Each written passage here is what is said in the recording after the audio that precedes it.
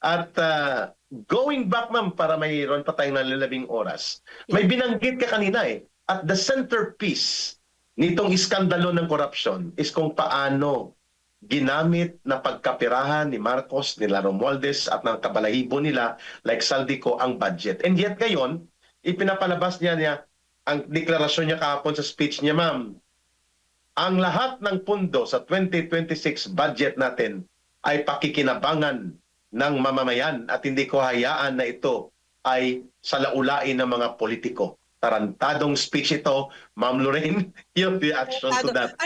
That's what I mean, Eric. Lalo lang niya ginagalit ang taong bayan. Tapos yung mga naghahaleluya ng mga senador, sina Tito Soto, no? This is the cleanest, the ganyan.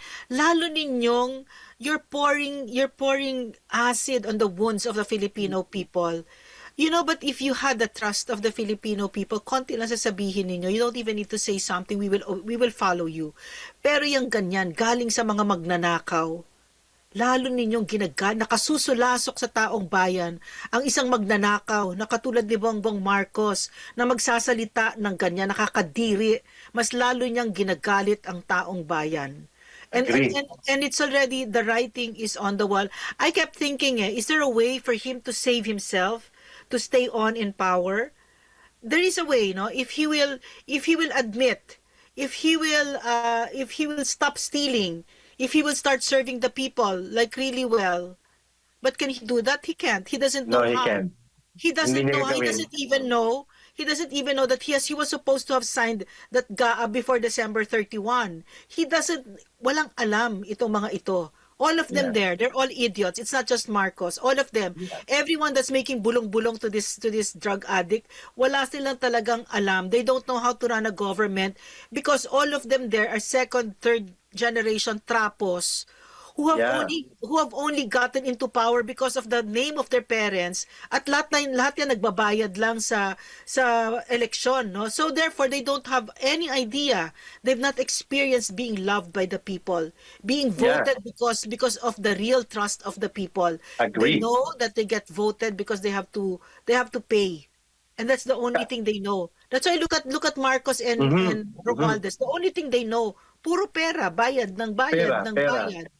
Imbes na gamitin yung AX na yan na gumawa ng magandang bridges, gumawa ng free education, they have no idea. Yeah. These are idiots. These are idiots talaga. Yan. At kahapon nga, Ma'am Lorraine, binulgar ni Governor Chavit Singson by document na si Anton Lagdameo, yung Special Assistant to the President, ay mayroong 8 bilyong peso na allocable, which is equivalent to pork barrel, na siya ang magdidispose. Si Bersamin, binensyon din kahapon ang executive secretary niya, at pati pala si Pangandaman, pati si Bunuan sa DPWH. So Wow. napapaligiran ng sindikato si Yeah. Marcos sapagkat siya mismo at ang asawa niya at si Martin ang pinakapuno ng sindikato. Mantakin mo ninyo mga kababayan, tigwa 8 bilyon ang allocables in 2025 alone na mga pork barrel, at sa 2024 mayroon din. Bawal ito, illegal ito, kriminal ito. Subalit pinayagan ni Bongbong Marcos Jr. Sapagkat, sabi ni Ma'am Lorraine, ang isang adik at malala at malulong sa matagal na panahon sa droga, walang alam na katinoang pag-iisip, kaya baluktot at ang mga desisyon nito ay mga akto na tumutugma sa akto ng kriminal. Pinayagan niya. Walang deber, walang direksyon at walang otoridad. Si Bersamin, si Lagdameo, si Pangandaman at ang mga undersecretary nila para mag-dispose ng tagwa 8 bilyong peso ng mga proyektong ito sapagkat yan ay illegal, kriminal yan. Ma'am, kahapon, hindi lang siya nakontento sa gimmick na ito na sinabi niya, ipapasiguro niya na mapupunta sa taong bayan ang budget. Pinirmahan niya ang budget, kunwari, ay hindi niya pinayagan ang 92 billion pesos na unprogram, Ma'am Lorraine. Pag sinabing unprogram po mga kababayan, yan ay wala pang pondo. Hahanapan pa nila ng pondo sa buwis, sa pangungutang o sa savings ng government-owned and controlled corporation. So walang saysay yun, walang epekto. Pero pinalusot niya, Ma'am Lorraine, ang binanggit mo kanina, mga kababayan, 138 billion pesos na mga ayuda na ang purpose ay bribery. Panunuhol sa politiko, sa mayor, panunuhol sa congressman, panunuhol sa tao. At ito ay sinisindikato itong mga AKAP, AIX, MAIX, TUPAD. 138 billion pinasiguro ni Marcos, Ma'am Lorraine, na malulusot. Ang hindi niya sinabi, mayroon siyang 19 billion na pinatago sa Department of Agriculture. Pinalusot niya rin, pinirmahan niya. 10 billion ang title niya, Assistance to Farmers and Fisher Folks in Need. Pork barrel yan ni Marcos. Very vague, very blurred. Ano ito? 10 billion. And then 9 billion for improvement or farm to market roads.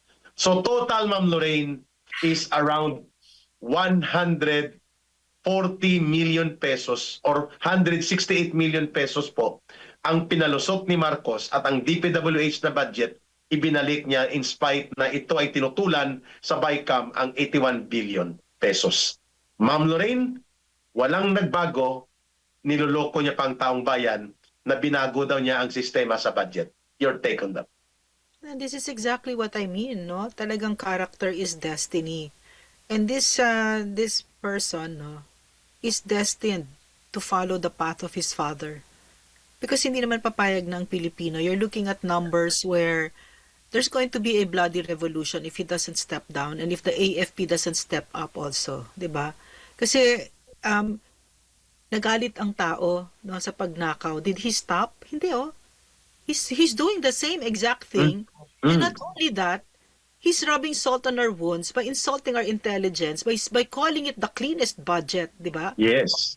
Tarantado talaga, napakatarantado nitong taong ito. No, talagang tinatarantado at walang respeto sa Pilipino itong mga ito. And he is surrounded by like-minded people who really support him in his perfidy against the Filipino people. Nakakahiya itong mga ito. Nakasusulasok. Hindi kami titigil ni Ma'am Lorraine. Natatalakayin po namin ito. Ito po ay initial pa lamang na pagbubunyag. Ulitin po namin, hindi po totoo na malinis ang budget na 2026. Ang kanyang diniskarte, yung wala pang pondo, program yon. Walang epekto yon. Pero yung nakaprograma at regular budget na pinarusutan niya, 19 billion sa Department of Agriculture, kay Marcos yan. Pork barrel niya yan. Insertion yan. Ang equivalent niya. Sino siya para magsabi ng banggit niya 10 billion para sa farmers and fisher folks in need, assistance in need? Ma'am Lorraine, ito ay very big. 10 billion ito, siya lang pwede magpa-release through the DA.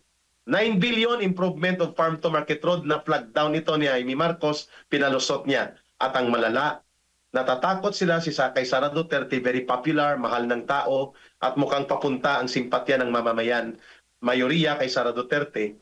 Mamimili sila ng loyalty at hindi mura ang kanilang presyo. 138 billion pesos ang ayuda, na ang ayudang ito ay ginagamit ng mga politiko para sakalin, lukuhin at imanipula ang mga mamamayan sa lokal na mga barangay. Yan po ay pag-uusapan namin ni Ma'am So, Lorraine dito. Eric, sandali lang ha, 2 minutes. So, sa madaling Go ahead, salita, inuulit na naman lang nila, 'di ba, yung mga Inuulit AIX, niya lang. no? So, these are people who are really mahina ang kokote kasi talagang what happened when they have no capacity to learn? Kasi what happened, 'di ba? We're going towards an election year. Ano nangyari dun sa mga kamusta si Dan Fernandez, kamusta sa ganyan, 'di ba? So, they have no capacity. The only thing they know talaga is manalaksak ng pera sa mga baga natin. But I'm telling you, Eric, no, I'm telling you, we've had contact with some congressmen who are so sickened by all of you. You're talking about leaders also, no? Yeah. And not all of them are corrupt. A lot of them there are, believe it or not, are still very principled, or at least they know, they're politicians, they know what minus 15 means, 'di ba? It's a death sentence to their political ambitions, 'di ba? Dikit mo yung mukha mo, dikit mo yung pangalan mo diyan kay Marcos. Lagot ka, patay ka sa eleksyon, lagot ka sa Pilipino, because they don't have the barest minimum of an understanding of what political power means. Political power means, where does it emanate? From the people. Agree. You have to have that kind of understand. You cannot be so arrogant na dudes, magbasa kayo ng libro, 'di ba? Okay, mga stupid diyan na nag-aambisyon kayo and the people hate you. Because if you read all political theories, all political scientists say the same thing. Even though they differ in other things, no, they say the same thing. Power emanates from the people. Even Machiavelli said it, you idiots. So study, di ba? Kasi nakaka-irita nakaka-irita yung pagka-ambisyoso, nakaka-irritate talaga yung pagka-ambisyoso na naglalaway na, like that John Vic na nagpoporma-porma ng ganyan. Tapos, arrogance talaga, that arrogance rankles because I worked with PRRD and he understood it perfectly. He understood perfectly that the power that he held in his hands was not for him. It was for the people. It came from the people. And it wasn't supposed to be used to enrich himself or to hang on to power. It was supposed to empower the people. You're supposed to use it to make lives better, you idiots. Diba? I agree to that completely, Ma'am Lorraine. Tama pong binabanggit ninyo. Kainis eh. Ang poder ay para sa paglilingkod, hindi para sa personal na kapakinabangan. Eric, last na, Eric. Yeah, go ahead, ma'am. Napakaganda ng panahon na ito. Kasi nababasa ko minsan sinasabi ng wala na tayong pag-asa. Naku, mali. Kasi dapat natututo tayo ngayon at tinuturuan tayo ngayon ng panahon na ang kapangyarihan ay tayo. Biro mo, takot na takot sila kay General Pokis, nagsasalita lang. Boses lang yon. Diba ganyan ka nakakatakot sa isang tyrant, no? Sa isang abusado, ang taong nagsasalita. So wag kayong tatahimik. Ganyan tayo kakapangyarihan. So in other words, matuto tayo na kailangan unite, matuto tayong magkaisa at matuto tayong wag tumahimik kasi tayo sa atin nang gagaling ang kapangyarihan nila. At Correct. binabawi na natin yan. Okay. Ayun. At sa kasaysayan ng buong mundo at mga lipunan na umiral, walang gobyerno ang tatagal kapag ito ay nanlulupig, nagnanakaw at nag-aabuso sa kanyang mamamayan. At ang mamamayan na inaabuso at ninanakawan, hindi yan forever na tatahimik, hindi forever na matatakot yan, hindi forever na yan ay walang gagawin. Sa kasaysayan ng lahat ng daigdig, sa lahat ng lipunang dumaan, ang taong bayan, kapag hindi na po naniniwala sa gobyerno at hindi nila nakikita ng gobyerno ay naninindigan sa kabutihan at interes nila bilang mamamayan at ng buong bayan, kumikilos po sila.